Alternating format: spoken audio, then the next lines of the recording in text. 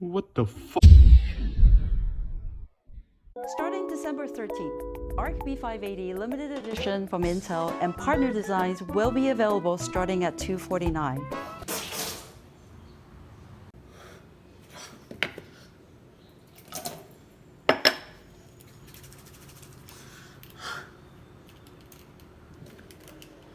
Starting at $249. What the fuck?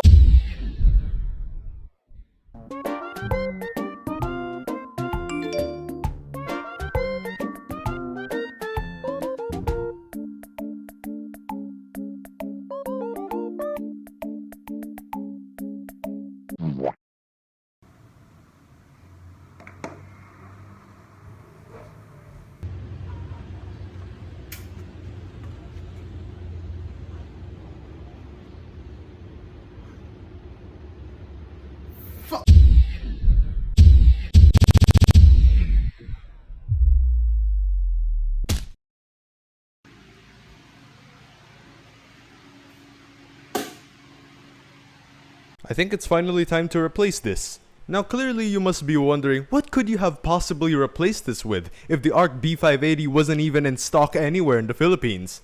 Or anywhere else? Well, the answer is pretty obvious, so let me just toss this aside. Something else that's team green and basically better than the B580. Okay, I know what you're thinking. Team green shiller, you freaking apple sheep. Look, I'm sorry, okay, but so there we go. Ignore the very scuffed looking setup, by the way. Yeah, that's it. I don't have a reason. But anyway, we are finally going to replace my GTX 1650 with this RTX 4060 Ti. But wait. Ew! 8 gigabytes of GDDR6 memory? Oh god, I might as well end my career now. What am I doing? Okay, look, here's the thing. If this GTX 1650 has only 4 gigabytes of VRAM and it's perfectly plentiful for the tasks I do every day, then doubling it is more than enough. I don't need 16 gigabytes of VRAM. 8 gigabytes is all I need. So nobody go in the comments and hate on me for buying the 8 gigabyte variant, okay? And plus, I don't really feel like spending much more for the 16 gigabyte variant. Alright, let's get started. You like my Millennium Falcon, by the way? So first, let's have a quick no voice unboxing of it.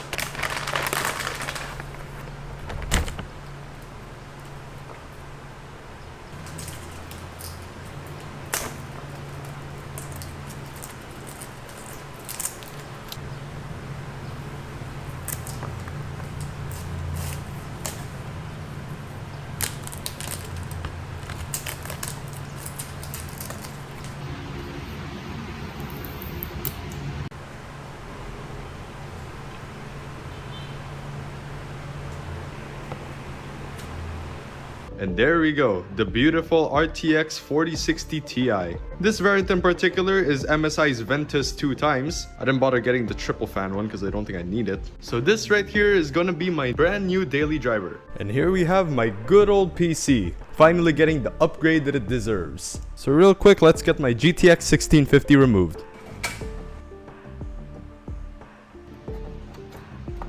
And there we go, she is out. Thank you, old buddy. You have served me well. Now I will give you a proper burial. You know, a part of me is...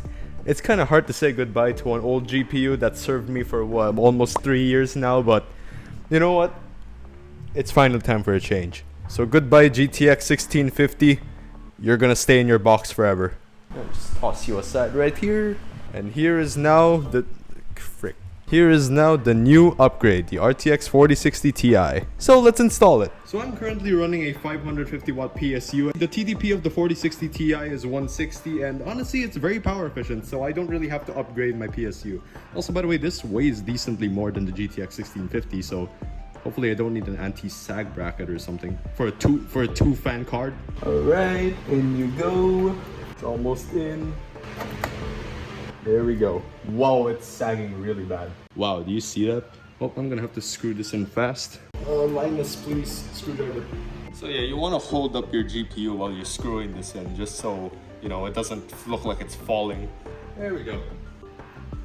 And now since the GTX 1650 uses a 6-pin connector, at least for me, under normal circumstances it normally shouldn't, now that we're moving on to an 8-pin connector, so we can finally make use of these other 2 pins that have just been sitting around for 2 years. Alright, there we go. And we plug it in. And there we go. That is our RTX 4060 Ti installed.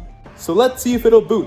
Alright, so we plug in, and we also plug our display port with the power switch. Alright, so moment of truth. There we go. We turn on our monitor. Do we have any display output?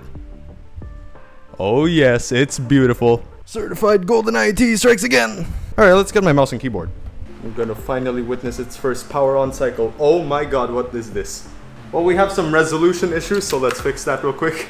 Oh jeez, okay. Display settings. I think it's like training itself right now. Oh, there we go. Hell yeah, boy, everything looks great. So now we check our NVIDIA control panel. Oh yeah, that is beautiful. Oh, it's so beautiful to see. You don't know how happy this makes me. So I don't know if I can install or update drivers immediately. I mean, I could technically try. Let's just steal my neighbor's Wi-Fi.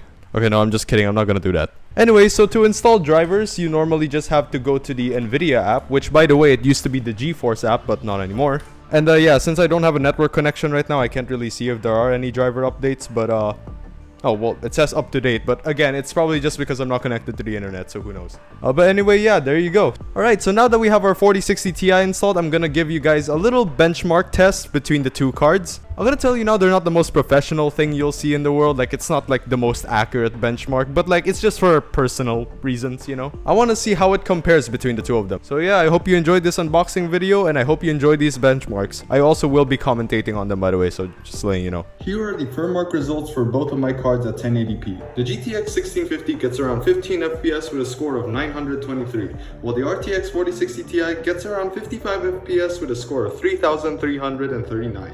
Again at 1080p.